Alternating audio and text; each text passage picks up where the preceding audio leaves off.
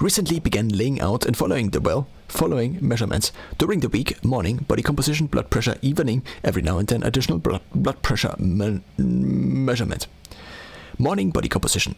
Got a bioimpedance scale from Camtron. Works with app FeelFit or Renth for Health. Gets weight, BMI, body fat, fat-free body weight, subcutaneous fat, visceral fat.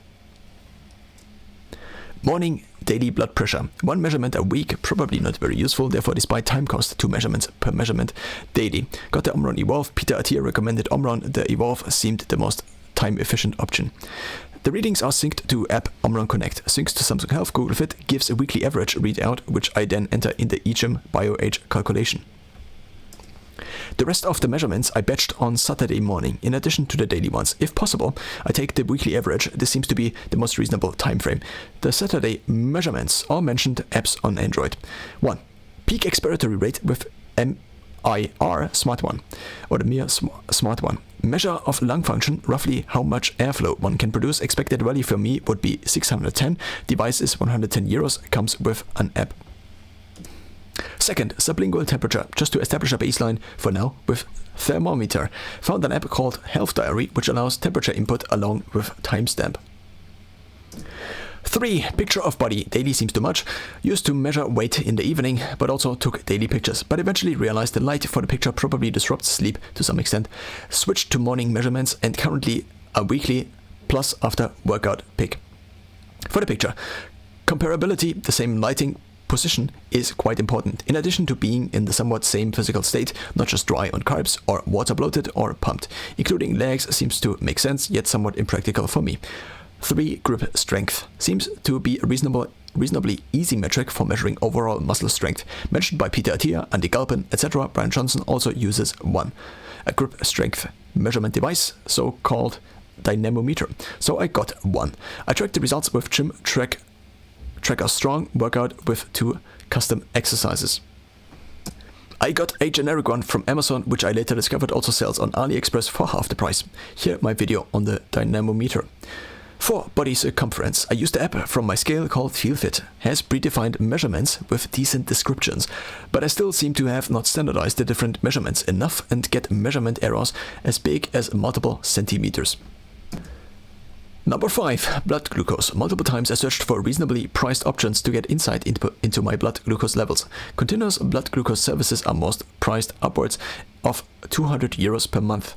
Got a normal one, the Contour Next, comes with stripes, which is not a continuous monitor, but just a every time measurement monitor.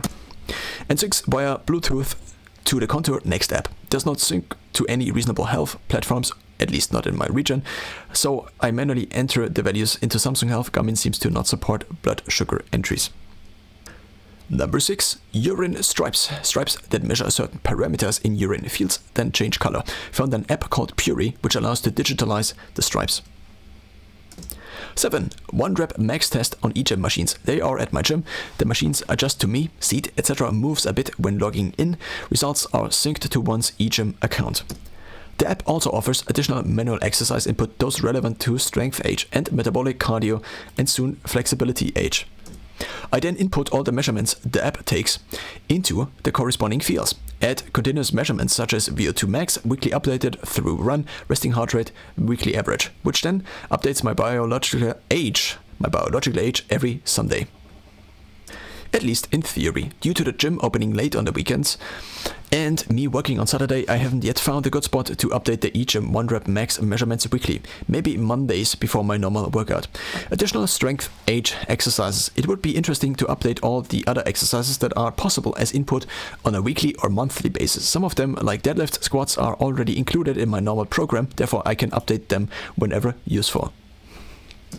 But for the ones that I otherwise don't perform, some testing interval would be useful. Recently, for this purpose, I did all of the remaining ones in an extra Saturday workout. For body weight squats, for example, I did about 15 to 20 minutes of squats, but stopped at 500. There seems to be just a utility cutoff for some exercises. Watch out for show-offs. But if we are at it already, here are my Garmin PRs recently through properly tracking with my Phoenix 6S Pro given the limited exercise selection. The strength ones are all time since my strength seems to still be increasing. The others are just the last 10 months since getting the Garmin.